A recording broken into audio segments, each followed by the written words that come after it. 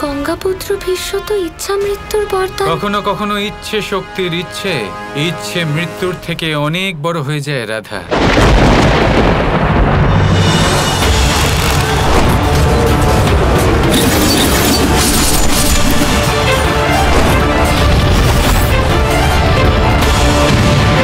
পিতামহ ভীষ্ম যতই রৌদ্র হন না কেন, একটা ভারসাম্য আসতে চলেছে রাধা। যত সৈন্য পিতামহ ভীষ্ম বধ করেছেন, ততজন কৌরবকে বধ করেছেন বলশালী ভীম।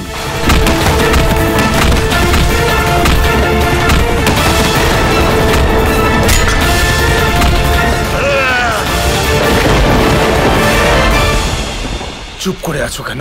কি হয়েছে? তবে কি কারোর মৃত্যু হলো? ক্ষমা করবেন মহারাজ, ভীম আজ আপনার 8 সন্তানকে বীরগতি প্রদান করেছে। অসম্ভব! এসব মিথ্যে! এটাই সত্যি মহারাজ। যুদ্ধের যজ্ঞের আগুনে বলি দিতেই হয়, আপনজনকেও আর শত্রুকেও।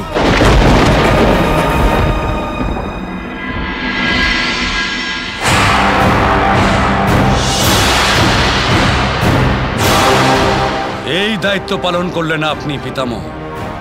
আপনি থাকতেও আমি আজ আমার 8 ভাইকে হারালাম এই যুদ্ধে।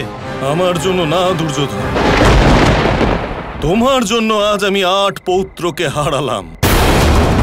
সবাইকে একসাথে ভীমের ওপর আক্রমণ করার আদেশ তুমিই দিয়েছিলে, আমি না। আমাদের জয় হচ্ছে না কেন পিতামহ? কি কারণ হতে পারে যে গঙ্গাপুত্র মন থেকে আমাদের পক্ষে নেই? কারণ তুমি মূর্খ। তুমি এটাও জানো না যে ধর্ম তোমার সাথে নয়, পাণ্ডবদের সাথে আছে।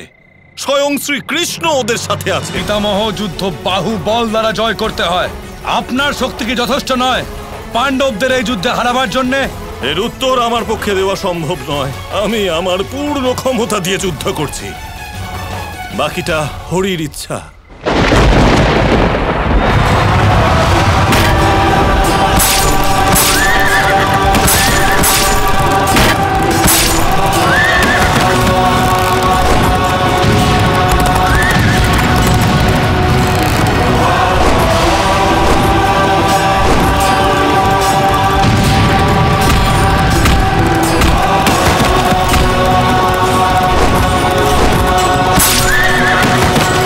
এবার দুর্যোধনের অহংকারের কারণে ওর আরো 17 ভাইকে নিজেদের প্রাণ হারাতে হলো। কিন্তু আমি একটা অন্য প্রশ্ন করতে চাই।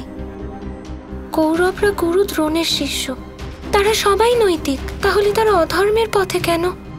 কেন দুর্যোধনের পক্ষে আছেন ওনারা? কারণ নীতি শেখানো সম্ভব রাধা, কিন্তু ধর্ম নয়। ধর্ম অন্তরাত্মাতে নিহিত থাকে, তা চিহ্নিত করা যেতে পারে, জাগ্রত করা সম্ভব, কিন্তু শেখানো নয়। কিন্তু কেন এই যুদ্ধ চলতেই থাকছে?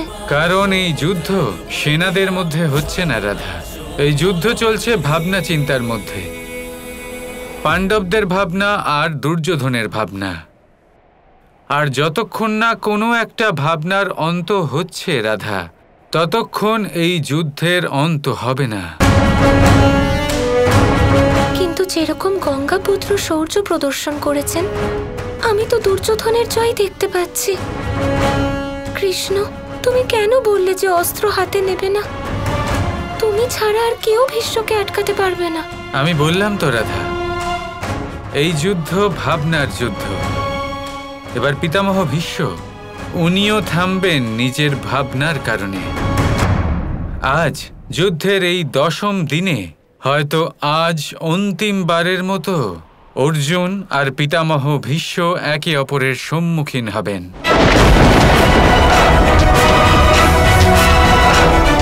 অন্তিমবার?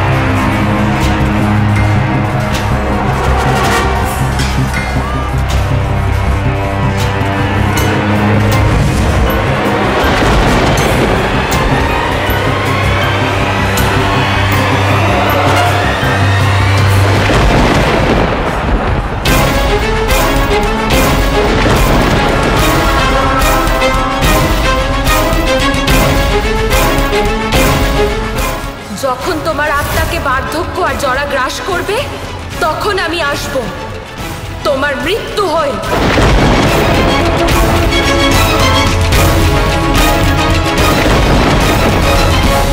এ কি, গঙ্গাপুত্র অস্ত্র রেখে দিলেন কেন?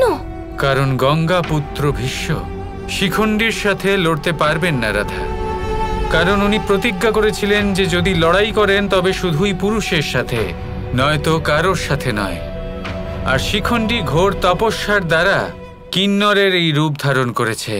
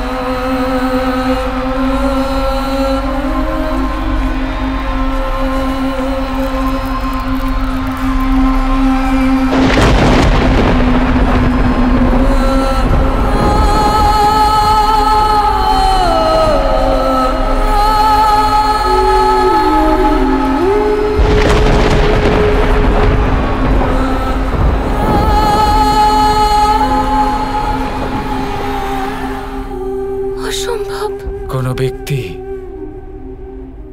যতই রৌদ্র হোক না কেন, যতই পরাক্রমী হোক না কেন, এই নিয়তি সকলের অন্তর লিখে রেখেছেন রাধা। আর আজ গঙ্গাপুত্র ভীষ্মের মৃত্যুর কারণ হলো ওনারই মানসিকতা। আর এটাই হলো শিক্ষা রাধা, সময়ের সাথে সাথে মানসিকতা বদলানো উচিত। যে ব্যক্তির মানসিকতা সময়ের সাথে বদলায় না, সেই মানসিকতাই সময়ের সাথে তাকে শুধু পতনের দিকে নিয়ে যায়।